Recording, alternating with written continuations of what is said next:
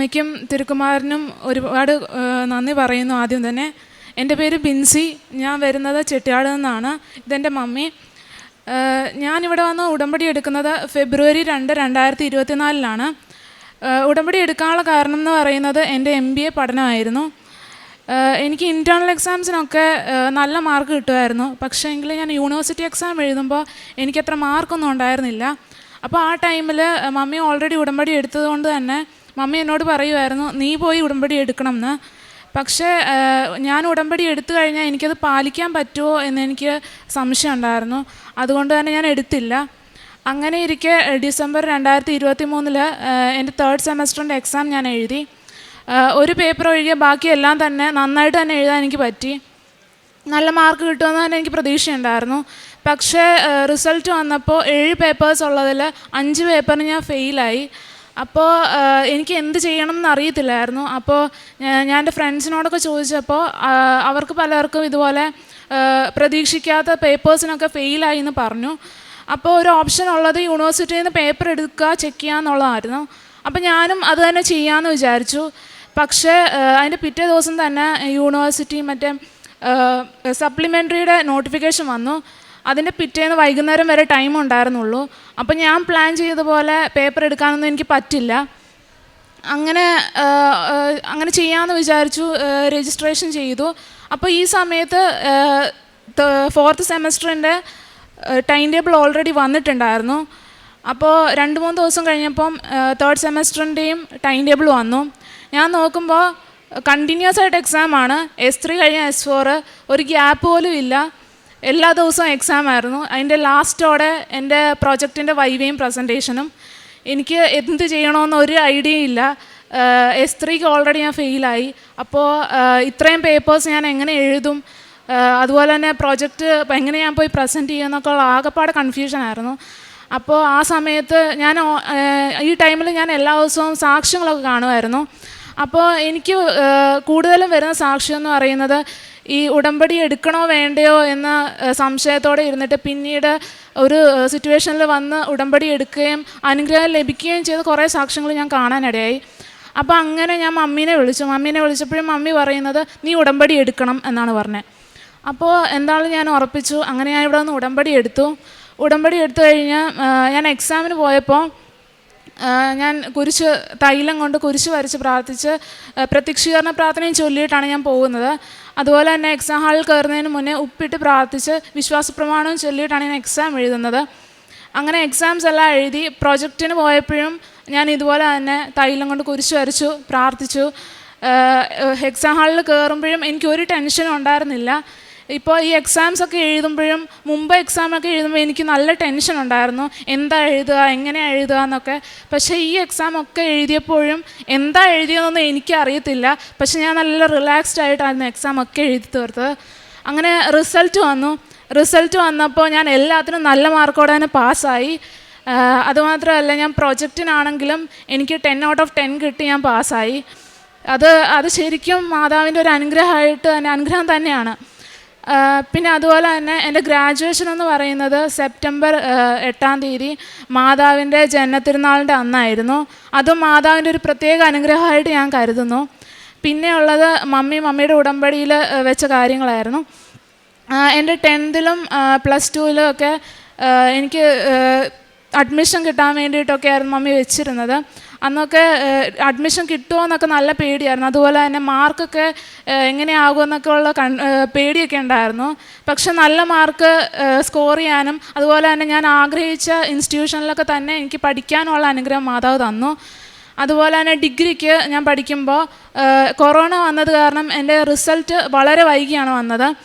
അപ്പോൾ എനിക്ക് അഡ്മിഷൻ എടുക്കാനായിട്ട് ഞാൻ പ്ലാൻ ചെയ്ത കോഴ്സിനൊന്നും എനിക്ക് അഡ്മിഷൻ എടുക്കാൻ സാധിച്ചില്ല. അപ്പോൾ ആ ടൈമിൽ എനിക്ക് MBAക്ക് പഠിച്ചാൽ കൊള്ളാമെന്നൊരു ആഗ്രഹം മാത്രം ഉണ്ടായിരുന്നു. എന്ത് ചെയ്യണമെന്നൊന്നും എനിക്ക് അറിയത്തില്ലായിരുന്നു. ആ സമയത്ത് ഇവിടെ അച്ഛനെ കാണാൻ ഇവിടെ വന്നു, പക്ഷേ സാധിച്ചില്ല. പക്ഷേ എന്നാലും ഞാൻ അമ്മയോട് പറഞ്ഞു, അമ്മേനെ കണ്ടിട്ടാണ് പോകുന്നത്, എനിക്ക് എന്ത് ചെയ്യണം എന്ന് കാണിച്ചു തരണം, അതുപോലെ തന്നെ പഠിക്കേണ്ടത് എവിടെയാണെന്ന് നല്ല സ്ഥലം എനിക്ക് കാണിച്ചു തരണം എന്നൊക്കെ പ്രാർത്ഥിച്ചിട്ടാണ് പോയത്. അങ്ങനെ ഞാൻ KMAT എക്സാം എഴുതി. ഞാൻ പ്രതീക്ഷിച്ചതിലും നല്ല സ്കോറോടെ ഞാൻ പാസ്സായി. നല്ലൊരു കോളേജ് എനിക്ക് കാണിച്ചു തന്നു. അങ്ങനെ അവിടെ പോയി അഡ്മിഷൻ എടുത്തു. പക്ഷേ അഡ്മിഷൻ എടുത്തിട്ടും എനിക്ക് ആ ടൈമിൽ റിസൾട്ട് വന്നിട്ടുണ്ടായിരുന്നില്ല. അപ്പോൾ ഞാൻ എന്ത് ചെയ്യണം എന്നൊന്നും എനിക്ക് അറിയത്തില്ലായിരുന്നു. അപ്പോൾ അവിടെ HOD ചോദിച്ചപ്പോൾ സാറ് പറഞ്ഞു യൂണിവേഴ്സിറ്റിയിൽ ചെന്നിട്ട് കോൺഫിഡൻഷ്യൽ മാർക്ക് ലിസ്റ്റിന് അപ്ലൈ ചെയ്യണമെന്ന് പറഞ്ഞു. അപ്പോൾ പലരും പറഞ്ഞു കേട്ടിട്ടുണ്ട്, ഈ കോൺഫിഡൻഷ്യൽ മാർക്ക് ലിസ്റ്റിന് അപ്ലൈ ചെയ്താൽ പ്രതീക്ഷിക്കുന്ന പോലെ സമയത്തിനൊന്നും അത് കിട്ടത്തില്ല എന്ന് പറഞ്ഞു. അപ്പോൾ സാർ ഇതെന്നോട് പറയുന്നത് ഒരാഴ്ചയും കൂടെ ഉള്ളൂ യൂണിവേഴ്സിറ്റി രജിസ്ട്രേഷൻ സ്റ്റാർട്ട് ചെയ്യാൻ. അപ്പോഴാണ് സാർ ഇതെന്നോട് പറയുന്നത്. അപ്പോൾ ഞങ്ങൾ യൂണിവേഴ്സിറ്റിയിൽ വന്നു, ഇത് രജിസ്റ്റർ ചെയ്തിട്ട് ഞങ്ങൾ ഇവിടെ വന്ന് ജോസഫ് അച്ഛനെ കണ്ട് പ്രാർത്ഥിച്ചു. അച്ഛൻ പറഞ്ഞു ധൈര്യമായിട്ട് പൊക്കോളാൻ പറഞ്ഞു. അങ്ങനെ ഞങ്ങൾ പോയി. യൂണിവേഴ്സിറ്റി രജിസ്ട്രേഷൻ്റെ തലേദിവസം വൈകുന്നേരം എൻ്റെ സർട്ടിഫിക്കറ്റ് കോളേജിൽ വന്ന് സാർ എന്നെ കൊണ്ടൊന്ന് കാണിച്ചു. പാസ്സായ സർട്ടിഫിക്കറ്റ് അവിടെ വന്നു. അമ്മയ്ക്കും തിരുക്കുമാരനും ഒരുപാട് നന്ദി. പരിശുദ്ധ അമ്മയ്ക്കും കൃപാസന മാതാവിനും 1000 നന്ദി പറയുന്നു. കാരണം ഞാൻ 2017 ഉടമ്പടി എടുത്ത് പുതുക്കി പോരുന്നതാണ്. ഞാൻ എൻ്റെ മക്കളുടെ ആവശ്യത്തിന് വേണ്ടിയാണ് ഉടമ്പടി എടുത്തുകൊണ്ടിരുന്നത്. ഞങ്ങളുടെ എല്ലാ കാര്യങ്ങളും അമ്മ നന്നായി നടത്തി തന്നു. പ്രേക്ഷിത പ്രവർത്തനമായി ഞങ്ങൾ പത്രം വാങ്ങിച്ച് വിതരണം ചെയ്തുകൊണ്ടിരിക്കുന്നത്. മോള് എൻ്റെ ഒപ്പം വരാറുണ്ട്. ഞങ്ങൾ ഹോസ്പിറ്റലുകളിലൊക്കെയാണ് കൊണ്ട് പത്രം കൊടുക്കാറുള്ളത്. അവരോട് പരിശുദ്ധ അമ്മയെക്കുറിച്ചും പറഞ്ഞു മനസ്സിലാക്കി കൊടുക്കാനും അവർക്ക് വേണ്ടിയൊക്കെ പ്രാർത്ഥിക്കാനും സാധിക്കുന്നുണ്ട്. കൂടാതെ ഞങ്ങൾ കാരുണ്യ പ്രവർത്തനമായിട്ട് മാനസികാരോഗ്യ കേന്ദ്രത്തിൽ സാമ്പത്തികമായിട്ടൊക്കെ സഹായിക്കുകയാണ് ചെയ്യാറുള്ളത്. പിന്നെ എനിക്ക് ഈ ഉടമ്പടി ആദ്യം എടുത്തപ്പോൾ എനിക്ക് പത്രം കൊടുക്കാനൊക്കെ ഇത്തിരി ബുദ്ധിമുട്ടുണ്ടായിരുന്നു. പക്ഷേ ഇന്ന് വളരെ സന്തോഷത്തോടുകൂടി ചെയ്യാനും പരിശുദ്ധ അമ്മയെക്കുറിച്ച് എല്ലാവർക്കും പറഞ്ഞു കൊടുക്കാനും സാധിക്കുന്നുണ്ട്. അവർക്കൊക്കെ കണ്ടുമുട്ടുന്ന എല്ലാവർക്കും വേണ്ടി പ്രാർത്ഥിക്കാനും സാധിക്കുന്നുണ്ട്. ഞാൻ ആദ്യം വിശുദ്ധ കുർബാനയിലൊക്കെ എനിക്ക് പങ്കെടുക്കാൻ വളരെ ബുദ്ധിമുട്ടായിരുന്നു. കാരണം എനിക്ക് കാലിന് മുട്ടിന് വേദനയൊക്കെ ഉണ്ടായിരുന്നു, സ്റ്റെപ്പ് കയറാൻ പറ്റത്തില്ലായിരുന്നു, അങ്ങനെയൊക്കെയുള്ള അവസ്ഥയിലായിരുന്നു. പിന്നീട് എനിക്ക് ആ മുട്ടുവേദനയൊക്കെ മാറിയിട്ട് എന്നെ കാണുന്നവർ ചോദിക്കാറുണ്ട്, ഈ പ്രായത്തിൽ ഇപ്പം മുട്ടുകുത്തി നന്നായിട്ട് ഇരിക്കാനൊക്കെ സാധിക്കുന്നുണ്ടല്ലോ എന്ന്. എനിക്കൊരു കുഴപ്പമില്ല. അതുപോലെ തന്നെ വിശുദ്ധിയിലും ദൈവസ്നേഹത്തിലും കൂടുതൽ വളരുവാനും ആത്മീയതയിലും ആഴപ്പെടുവാനും സാധിച്ചു. എനിക്ക് മതബോധനം രംഗത്ത് കുട്ടികൾക്ക് മതബോധനം പറഞ്ഞു കൊടുക്കുവാൻ സാധിക്കുന്നുണ്ട്. 12 വർഷമായിട്ട് പരിശുദ്ധ അമ്മയും ഈശോയും തന്ന നിരവധിയായ അനുഗ്രഹങ്ങൾക്ക് ഞാൻ 1000 നന്ദി പറയുന്നു. ജെറമിയ 29:14 നിങ്ങൾ എന്നെ കണ്ടെത്തുവാൻ ഞാൻ ഇടയാക്കുമെന്ന് കർത്താവ് അരുളി ചെയ്യുന്നു. ഞാൻ നിങ്ങളുടെ ഐശ്വര്യം പുനഃസ്ഥാപിക്കും. ബിൻസി ബി ജോസഫ് എന്ന ഈ മകൾ തൻ്റെ ഉടമ്പടി ജീവിത സാക്ഷ്യമാണ് നമ്മുടെ മുമ്പിൽ പങ്കുവച്ചത്. പ്രത്യേകിച്ച് മകളുടെ MBA പഠനകാലത്തുണ്ടായ പ്രയാസങ്ങൾ, അത് പരീക്ഷകളിലുണ്ടായ തോൽവി, അത് കോഴ്സ് പൂർത്തിയാക്കുവാൻ പറ്റുമോ എന്നുള്ള വലിയ ആശങ്ക, ആ നാളുകളിലാണ് മകൾ ഉടമ്പടി എടുക്കുവാൻ വേണ്ടി തീരുമാനിക്കുന്നത്. മകൾ പറയുന്നുണ്ട്, ആ ഉടമ്പടി എടുക്കുവാനുള്ള ആലോചന നടക്കുന്ന നാളുകളിൽ അത് വലിയൊരു കൺഫ്യൂഷനായിരുന്നു. എടുക്കണോ വേണ്ടയോ എന്ന് ഒത്തിരി ഞാൻ ആശങ്കപ്പെട്ടിരുന്നു, സംശയിച്ചിരുന്നു. എൻ്റെ അമ്മയാണ് എന്നോട് ഉടമ്പടി എടുക്ക്, നിൻ്റെ കാര്യങ്ങളൊക്കെ ശരിയാകും എന്ന് എനിക്ക് ഉറപ്പ് നൽകിയതും എന്നെ ശക്തിപ്പെടുത്തിക്കൊണ്ട് ഉടമ്പടിയിലേക്ക് എന്നെ നയിച്ചതും. പ്രിയമുള്ളവരെ, ഉടമ്പടി ഒരു ഭാരപ്പെട്ട ജീവിതത്തിലേക്ക് നമ്മളെ നയിക്കുന്ന ഒരു കാര്യമല്ല.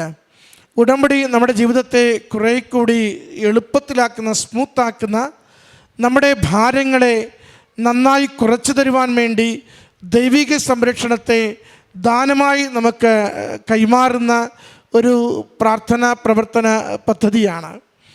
നമ്മൾ തന്നെ നമ്മുടെ ജീവിതത്തിൻ്റെ പ്രയോറിറ്റീസ് നിർണ്ണയിക്കുന്നതിന് അത് കാരണമാകും. ഒരുപക്ഷെ നമ്മൾ ഏറ്റവും പ്രധാനപ്പെട്ടതെന്ന് കരുതി ചെയ്തുകൊണ്ടിരിക്കുന്ന പല കാര്യങ്ങൾക്കും വലിയ കഥയില്ലെന്ന് ഉടമ്പടി എടുത്തു കഴിയുമ്പോൾ നമുക്ക് മനസ്സിലാവും. നമ്മൾ തന്നെ വല്ലാതെ ആകുലപ്പെട്ട് ഓടുകയും പ്രവർത്തിക്കുകയും ചെയ്യുന്ന പല കാര്യങ്ങൾക്കും വലിയ പ്രസക്തിയില്ല. അത് ജീവിതത്തിനോ നിൻ്റെ ഉയർച്ചയ്ക്കോ നിൻ്റെ പഠനത്തിനോ വലിയ കാര്യമുള്ളതല്ല എന്ന് നമ്മളെ തന്നെ തിരിച്ചറിവോടുകൂടി ജീവിതത്തെ ഒന്ന് മുന്നോട്ട് നയിക്കുവാൻ ഉടമ്പടി നമ്മളെ എപ്പോഴും സഹായിക്കുന്നുണ്ട്. ഉടമ്പടി എടുത്തവർക്ക് ലഭിക്കുന്ന 2-3 ഗുണങ്ങൾ ഞാൻ മനസ്സിലാക്കിയിട്ടുള്ളത്, ഒന്ന് സമയം നന്നായി വിനിയോഗിക്കുവാൻ സഹായിക്കുന്നു എന്നുള്ളതാണ്. സമയത്തിൻ്റെ പാഴ്ചെലവ് അതും ഇതും കണ്ടും കേട്ടും കളയുന്ന സമയം, അവിടെയും ഇവിടെയുമൊക്കെ സഞ്ചരിച്ച് കളയുന്ന സമയം, അതും ഇതുമൊക്കെ സംസാരിച്ച് നഷ്ടപ്പെടുത്തുന്ന സമയം, അതിൽ നിന്ന് നമ്മളെ പിന്നോട്ട് മാറ്റുകയും നമ്മുടെ സമയത്തെ അത് സമയം ദൈവിക ദാനമാണെന്നും അത് ഉത്തരവാദിത്തോടെ ഉപയോഗിക്കേണ്ടതാണെന്നും നമ്മളെ ബോധ്യപ്പെടുത്തിക്കൊണ്ട് സമയത്തിൻ്റെ മൂല്യം മനസ്സിലാക്കുവാനും സമയത്തെ ഗൗരവത്തോടെ ഉപയോഗിക്കുവാനും നമ്മളെ സഹായിക്കുന്നതിന് ഉടമ്പടി ജീവിതം നമ്മളെ ഒത്തിരി ഉപകരിക്കുന്നുണ്ട്. മറ്റൊന്ന്, ഉടമ്പടി ജീവിതത്തിൽ നമ്മളെ ഒരു ആത്മീയ മനുഷ്യനെ രൂപപ്പെടുത്തുന്നുണ്ട്. നമ്മൾ പലപ്പോഴും മാമോദീസ സ്വീകരിച്ചതുകൊണ്ട് ക്രിസ്ത്യാനിയായെന്ന് പറയുന്നു. ഒരു പ്രത്യേക വിശ്വാസത്തിൽ ജീവിക്കുന്നത് കൊണ്ട് ആ വിശ്വാസ രീതികൾ എന്നെ ആ വിശ്വാസത്തിൽ ഉറപ്പിച്ചു നിർത്തുന്നു എന്ന് പറയുന്നു. എത്ര കണ്ട് എന്നെ ആ വിശ്വാസത്തിൽ വളർത്തുന്നുണ്ട്. എത്ര കണ്ട് മാമോദീസ സ്വീകരിച്ച് എന്നെ ഒരു പ്രായമെത്തിയപ്പോൾ കുർബാന സ്വീകരിച്ചുവെന്നല്ലാതെ എത്ര കണ്ട് എൻ്റെ കുംഭസാരം എൻ്റെ ആത്മാവിനെ തൊടുന്ന വിധത്തിൽ ഞാൻ നടത്തുന്നു. എൻ്റെ ദിവ്യകാരുണ്യം സ്വീകരിക്കുമ്പോൾ എൻ്റെ ഈശോ എൻ്റെ ഉള്ളിൽ എഴുന്നള്ളി വരുന്നുവെന്ന ബോധ്യത്തോടു കൂടി ആ വിശുദ്ധ ബലിയിൽ പങ്കുചേരുവാൻ എനിക്ക് സാധിക്കുന്നു. ഇതൊക്കെ കാഷ്വലായി നമുക്ക് സംഭവിച്ചു കൊണ്ട് പോകുന്നത് അർത്ഥമറിഞ്ഞ് അനുഭവത്തോടു കൂടി കൗദാശിക ജീവിതം നയിക്കുവാൻ, ആത്മീയ ജീവിതത്തെ വളർത്തുവാൻ നമുക്ക് ഉപകരിക്കുന്നുണ്ട്. മറ്റൊന്ന്, നമ്മൾ വചനം വായിക്കുന്നത് പോലും ഉടമ്പടി ജീവിതത്തിന് മുമ്പ് നമ്മുടെ വചന വായനയെ നമ്മളൊന്ന് പരിശോധിച്ചാൽ അറിയാം. അത് വായിച്ചാൽ വായിക്കുന്നെങ്കിൽ അത് പ്രാർത്ഥനയുടെ ഒരു അവസാനം, പ്രാർത്ഥന തീർന്നുവെന്ന് മറ്റുള്ളവർക്ക് മനസ്സിലാകുന്നത് വചനം വായിക്കുമ്പോഴാണെന്ന രീതിയിൽ നമ്മളതിനെ കൊണ്ടുവന്ന് എത്തിച്ചിട്ടുണ്ട്. എന്നാൽ ഉടമ്പടി എടുത്തൊരു വ്യക്തി വചനം വായിക്കുമ്പോൾ ആ വചനവായന തന്നെ പ്രാർത്ഥനയാവുന്നു. ദൈവം സംസാരിക്കുന്നത് കേൾക്കുന്നു, ദൈവം സന്ദേശം കൈമാറുന്നത് അറിയുന്നു.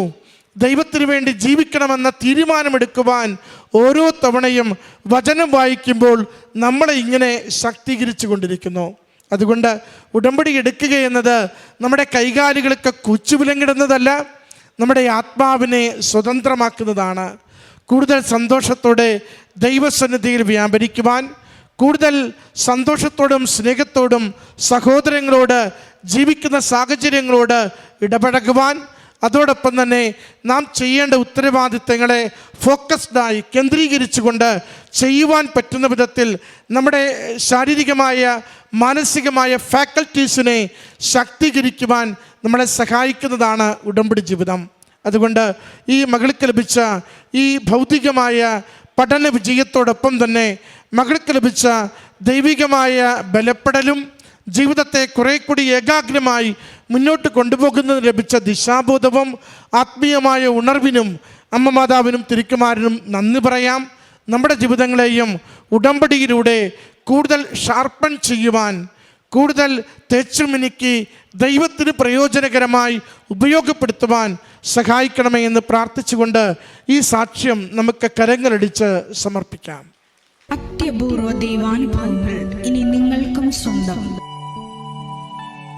ഈ യൂട്യൂബ് ചാനൽ ഇതുവരെ സബ്സ്ക്രൈബ് ചെയ്തിട്ടില്ലെങ്കിൽ ഇപ്പോൾ തന്നെ സബ്സ്ക്രൈബ് ചെയ്യുക. ഈ വീഡിയോ ഇപ്പോൾ തന്നെ നിങ്ങളുടെ സുഹൃത്തുക്കൾക്ക് ഷെയർ ചെയ്തുകൊണ്ട് കർത്താവിൻ്റെ പ്രേക്ഷിതരാകുക.